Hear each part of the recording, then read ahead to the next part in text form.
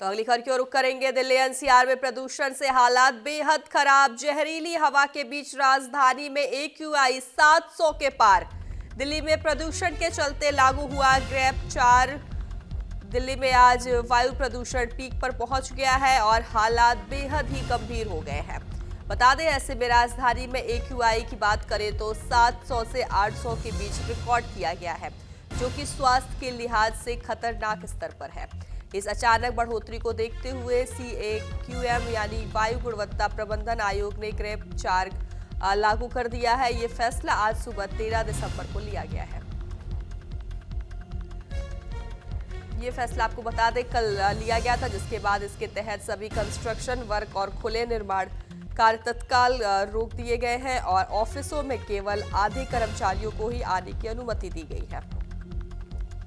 तो वही इस कदम का मकसद शहर में प्रदूषण को कुछ हद तक कम करना और आम जनता की सुरक्षा सुनिश्चित करना है।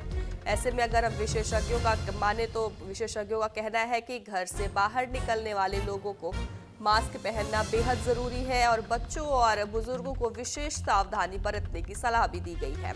तो वही स्वास्थ्य अधिकारी भी अलर्ट पर है, क्योंकि वायु प्रदूषण के बढ़ने से सांस संबंधी बीमारियों में बढ़ोतरी होने का खतरा है।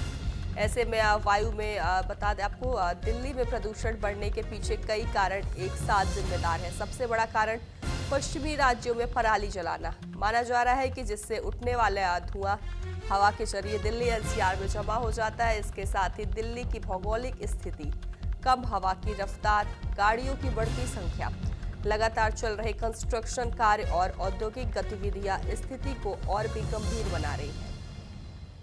वही मौसम वैज्ञानिकों का कहना है कि क्लाइमेट चेंज के कारण मौसम का पैटर्न भी बदला है। मानसून समय से पहले आया, लंबे समय तक बारिश हुई है और अब ठंड का स्वरूप भी असामान्य है, जिसका सीधा असर प्रदूषण के स्तर पर दिखाई दे रहा है। तो बताया पूरा दिल्ली में प्रदूषण के चलते ग्रेप 4 लागू हुआ है।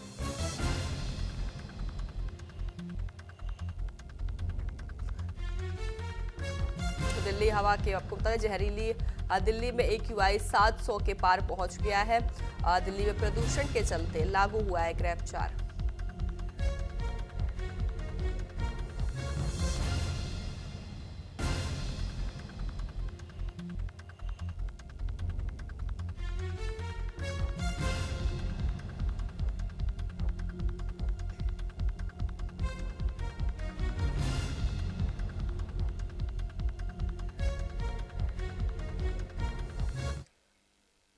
तो अगली खबर की ओर रुख करेंगे। आज दिल्ली में हवा बहुत ज्यादा खराब। दिल्ली के जहांगीरपुरी में AQI 495 दर्ज किया गया।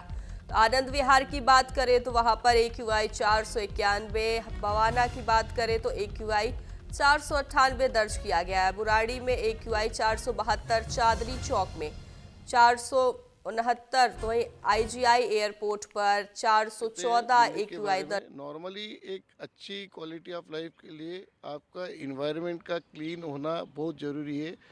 और सिंस हम लोग एक बड़े कॉरपोरेट ग्रुप और फैक्ट्री में काम करते हैं, तो हमको मालूम है कि आपके अच्छी लाइफ के लिए, अच्छी सेहत के लिए आपका डाइट तो होना, कंट्रोल डाइट होना तो ज़रूरी है। उसके साथ आपका जो आजू बाजू का परिसर है वो भी आपके life, good quality of life को अफेक्ट करता है।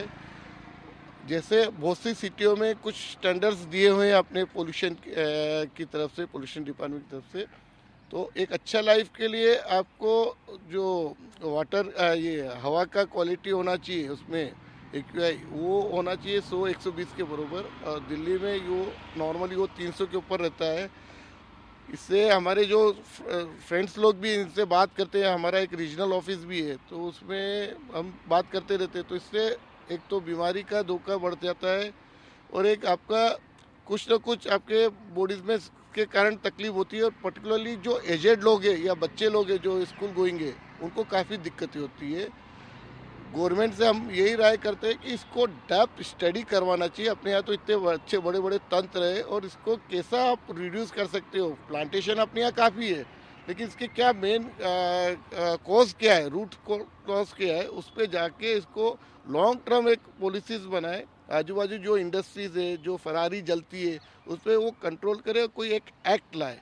ताकि दिल्ली अपना देश का एक कंट्रीज है। यहाँ काफ़ी बाहर के लोग भी आते हैं, बिजनेस के हिसाब से भी लोग, फ्लोटिंग लोग काफ़ी होते हैं, तो उनका भी लाइफ को धोखा है। और तो एक बार विस्तार से जानकारी देने के लिए हमारे संवाददाता ऋषभ भारद्वाज गाजियाबाद से जुड़ गए हैं। ऋषभ, AQI लगातार बढ़ता हुआ नजर आ रहा है, 400 के पार, यहां तक दिल्ली की अगर हम बात करें तो वहां पे 600 के पार भी पहुंच गया है। क्या कुछ जानकारी आपके पास?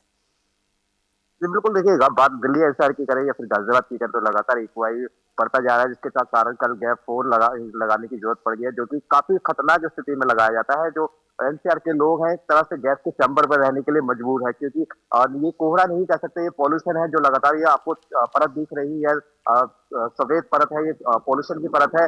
और खास तौर से जो बुजुर्ग है, बच्चे हैं, उन्हें अच्छी खासी परेशानी का सामना करना पड़ रहा है लगातार। अच्छी बात यह है कि आज संडे है, लोगों को ऑफिस नहीं जाना है, लेकिन कल से इसका असर देखने को मिलेगा जब लोग ऑफिस के लिए घर से बाहर निकलेंगे। साथ ही साथ उन्हें परेशानी तो सामना करना पड़ेगा पॉल्यूशन के कारण, लेकिन जो पहियों की रफ्तार है, वाहनों की रफ्तार है, वो भी थम जाएगी, क्योंकि जिस तरह से पॉल्यूशन का स्तर है काफी खतरनाक है, 500 से ऊपर एक्यूआई पहुंच चुका है। जी जी बिल्कुल ऋषभ, चूंकि जिस हिसाब से AQI बढ़ रहा है तो ऐसे में माना जाए एक तरीके से कि मेडिकल इमरजेंसी जैसी हालात बन चुके हैं।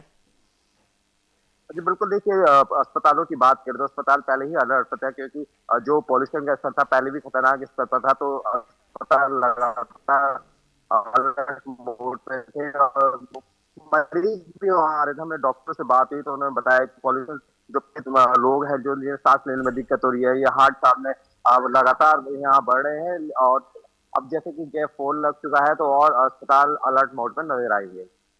ऋषभ, चूंकि आप गाजियाबाद में, फिलहाल गाजियाबाद से क्या कुछ तस्वीरें सामने आ रही हैं?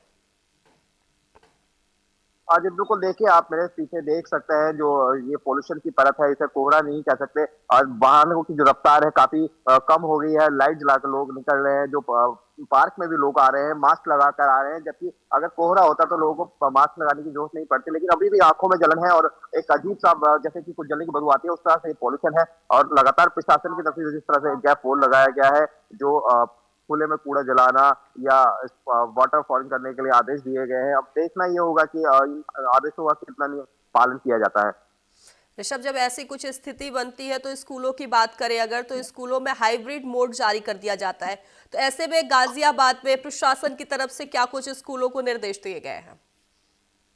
जी बिल्कुल देखिए, कल शाम को ये आदेश लागू किया गया था। अभी तक स्कूलों की तरफ से कोई दिशा निर्देश नहीं आए हैं, ना ही जिला प्रशासन की तरफ से आए हैं। आज रविवार होने के कारण हो सकता है कि आज शाम तक कोई आदेश आ जाए, जिससे कि कल से बच्चों को स्कूल जाना होगा, लेकिन बहुत खतरनाक स्थिति होगी। जैसे छोटे छोटे बच्चे हैं, उन्हें स्कूल जाने में काफी दिक्कतों का सामना करना पड़ेगा। हो सकता है कि प्रशासन की तरफ से कोई ना कोई आदेश जल्द ही आ जाएगा। जी और अगर हम एम्प्लॉयज की बात करते हैं, कर्मचारियों की बात करते हैं, तो उनके लिए क्योंकि आप 50% अब फिर से वर्क फ्रॉम होम कर दिया, क्योंकि बीच में किया गया था फिर हटा दिया गया था, फिर से 50% वर्क फ्रॉम होम कर दिया गया है।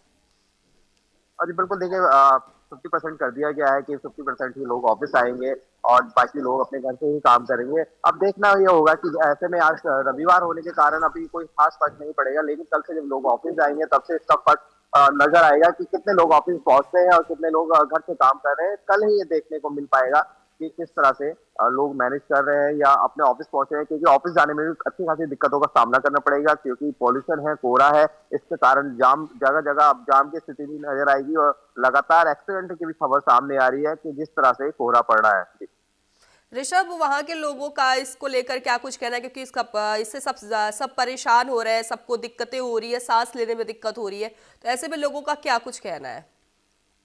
जी बिल्कुल देखिए, जो दिल्ली एनसीआर में लोग रह रहे हैं उनका यही कहना है कि दिल्ली एनसीआर में रहना मुश्किल हो गया। काफी लोग तो ऐसे हैं जो यहाँ से पलायन करने की सोच रहे हैं, दिल्ली एनसीआर से शिफ्ट होने की सोच रहे हैं कि दिल्ली एनसीआर से छोड़कर कुछ अलग जगह रह लें, और ताकि यहाँ जो पॉल्यूशन है, बीमार होने से बच सकेंगे। और हालांकि जो लोग हैं सुबह पार्क में घूमने आते हैं, हमारी उनसे भी बात हुई है, तो उनका यही कहना है कि पार्क में घूमने आने के लिए हम स्वास्थ्य को ठीक करने के लिए आते हैं, ना कि खराब करने के लिए आते हैं। लेकिन पार्क में आने के बाद भी लोगों को यहाँ मास्क लगाना पड़ रहा है, सुबह का समय भी।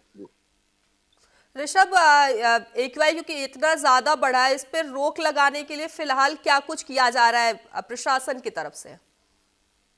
बिल्कुल देखिए, प्रशासन की तरफ से दिशा निर्देश गए हैं, लगातार पानी का छिड़काव कराया जाए, खुले में कूड़ा न जलाया जाए, जो नए कार्य हैं उन्हें ना किया जाए, जो डीजल जनरेटर होते हैं, डीजल के जनरेटर है, उन्हें न चलाया जाए। लगातार प्रशासन की तरफ से लगातार ये प्रयास किए जा रहे हैं, लेकिन उसके बावजूद भी पॉल्यूशन कम होने की जगह लगातार बढ़ता हुआ नजर आ रहा है। इस पर जरूरत है एक एक्ट बना दिया जाए, कानून बना दिया जाए, क्योंकि जो पॉल्यूशन की जब प्रशासन की याद आती है तभी याद आती है जब ठंड बढ़ती है। लेकिन उससे पहले अगर प्रशासन काम करे तो लगातार जरूर इस पे कोई ना कोई रोक लग सकती है। इसको लेकर एक जरूर नियम बनाने की इस पे जरूरत है। ऋषभ, चूंकि ग्रेफ 4 भी लागू कर दिया गया है, तो इससे क्या कुछ असर देखने को अब मिल सकता है? कि बिल्कुल देखिए, जो ट्रक है उन पर रोक लगा दी गई है, पूरी तरह से बैन लगा दिया गया है। जो जनरेटर है उन पर पूरी तरह से रोक लगा दिया गया है। और जो जिस तरह से कहे कि जो खुले में रोड़ी बदरपुर या बिल्डिंग मटेरियल पड़ा हुआ था उन्हें ढकने के निर्देश दिए गए हैं। और लगातार जो पॉल्यूशन विभाग ने भी अपने अधिकारियों को दिशा निर्देश दिए हैं। लगातार वो भी मार्केट पर जाएंगे, वहाँ सर्वे करेंगे, और जो लोग खुले में इस तरह का काम कर रहे हैं उन्हें लगातार जुर्माना भी लगाया जाएगा। ऋषभ, अगर हम बात करते हैं, चलिए ठीक है, रोक तो लगाया जा रहा है, चूंकि शादियों का सीजन चल रहा है तो लोग पटाखे भी फोड़ रहे हैं, तो इस पर किस तरीके से रोक लगाए? चूंकि जिस हिसाब से शादियों का सीजन है तो मुझे ऐसा लग रहा है कि प्रदूषण इस वजह से और भी ज्यादा इक्वाई बढ़ता हुआ नजर आ रहा है। जी बिल्कुल, देखिए आपने बिल्कुल सही कहा कि जो पॉल्यूशन लगातार बढ़ रहा है, शादियों में भी आतिशबाजी, जमकर आतिशबाजी की जाती है। ऐसे में जरूरत है, जो अधिकारी है दिशा निर्देश देते हैं, लेकिन जो निचले अधिकारी निचले स्तर के अधिकारी जिन्हें ग्राउंड पे होना चाहिए, वो ग्राउंड पर आकर नहीं देखते हैं। अगर वो लोग ग्राउंड पे आ जाए तो जरूर कहीं ना कहीं जो पॉल्यूशन का स्तर है काफी कम होता हुआ नजर आएगा। ठीक है, कर विस्तार से जानकारी देने के लिए ऋषभ आपका धन्यवाद। तो खबरों में आगे बढ़ेंगे। बंगाल में विधानसभा चुनाव